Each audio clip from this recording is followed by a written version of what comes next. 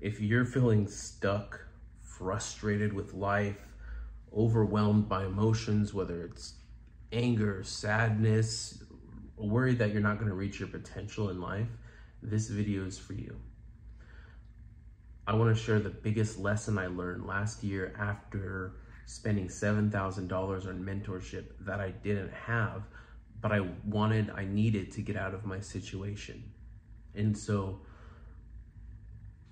this isn't just a theory, this is a proven method that I've applied to my life, but it also explains why the top 10% stay on top and the poor stay poor. I'm going to show you how to hack your brain's filter so that you can constantly see opportunities. In case you don't know, I'm CM. I'm sharing my challenges and lessons that I've learned as a father, husband, Muslim, and future millionaire.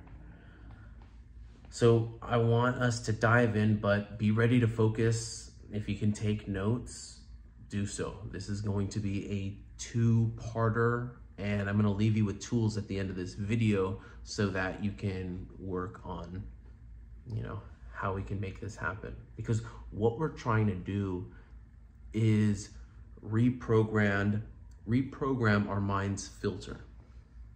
And so we should always understand our foundations. If we're trying to change what's going on as an adult, we need to understand how it started.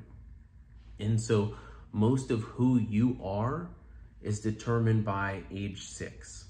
And that's because from 0 and 6, your brain is in what we call the Theta state. What that basically means is it's as close as hypnosis as you can get. This is why children learn so fast. Their mind is like a sponge. Everything that they take and observe, they take as absolute truth. That affects us at a deeper level because it means that you learn who you are and what you value based off of observing and being told what to do. And so from 0 to 25, your brain is learning programs. And 26 plus, we're now implementing those programs. Now, can we get into that Theta state? Definitely. And there's different states. There's the beta state when right now I'm talking, I'm paying attention to what's going on when you're debating with someone. And then there's the alpha state when you're reflecting on a conversation. Maybe right now you're listening to this. And then there's the autopilot. Maybe when you're in the shower and you're washing your body, but you're not even thinking about those things that are happening to you. You're driving home, just listening to music. And then there's the delta state, of course, where we're in a deep sleep, we're not thinking. It's a few methods that we can use to get into that Theta state, and that's another video, but a couple methods I want to mention. Hypnosis. I'm not an expert. Go research that. Go talk to a professional hypnotherapist. Lucid dreaming, if you're able to do that as well. Again, not my area of expertise, but if you're able to connect on that level, awesome. What I do know works is meditation or praying. Now, when it comes to submission to God, that's actually a fundamental. You should be doing that multiple times a day, 5 times a day if you're doing it right.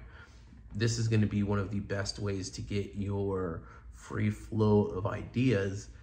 But again, another video for another time. We need to understand our paradigm or our learned perception of the world, our filter, because some of you have negative filters and it's giving you a dirty life. We are all seeing the same world, but somehow we're seeing different things, and it's because of that filter. And so think about it this way. When you're hungry, all of a sudden you've thought of 5 different places to eat. Your brain knew all of those places to eat, but it wasn't in your head consciously until you needed it. Now think of something where you heard a word for the first time. Now, all of a sudden, over the next week or month, you're hearing that word all the time because now your mind has brought attention to it. That word didn't just pop out of nowhere. Those food places didn't just pop out of nowhere, but our brain takes in so much data that we have to filter information. And so our paradigm becomes our thermometer. And that can either put us in a great position or keep us in a bad position. You can win the lottery and still end up poor. How it would work for me, I don't go out, I don't spend a lot of money on different things, but one thing I've prided myself on is I don't go in debt. That $7,000 I spent on coaching was the first time I took a leap of faith like that.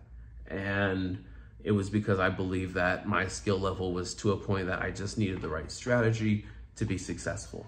But besides the point, I wouldn't go in debt, but when my bank account would get to a certain level, around $3,000, all of a sudden I'd get a case of, ooh, well, I really like this piece of technology. I want to upgrade this system. Oh, I want to get this game. Oh, I want to go buy a skin on my video game.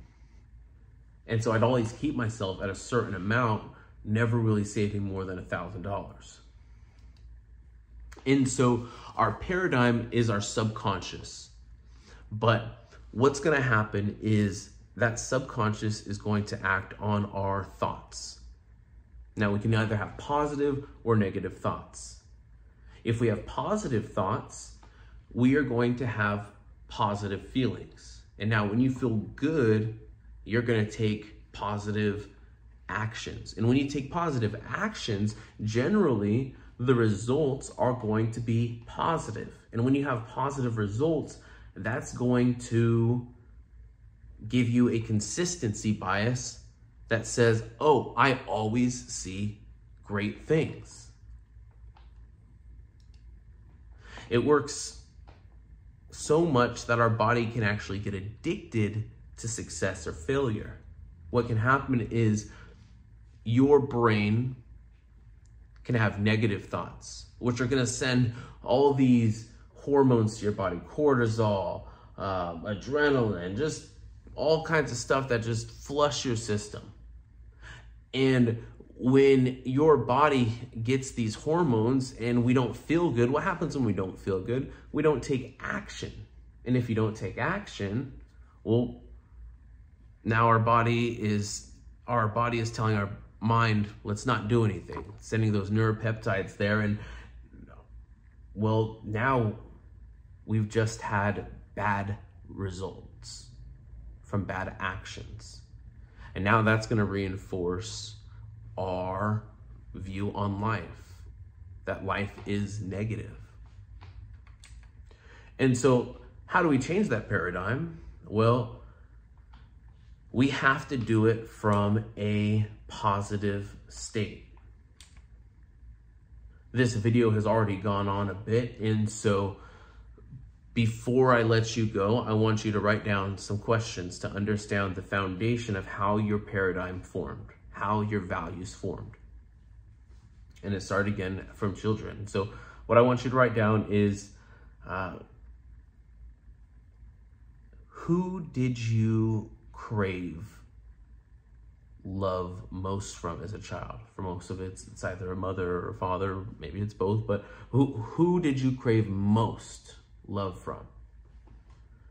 The next question I want you to ask yourself is, what values and acts did you need to show or receive in order to receive their love or feel like you received their love? What is the perfect future that I desire? And how can I meditate and visualize on this? Take this seriously. I can lead you to water, but I cannot make you drink. You have to take that step. But if you're this far into the video, I appreciate you taking the time. If you found value, like I said, like it, comment for any questions you have. If you want the whole notes I have here, I'll share it with you. But till the next time.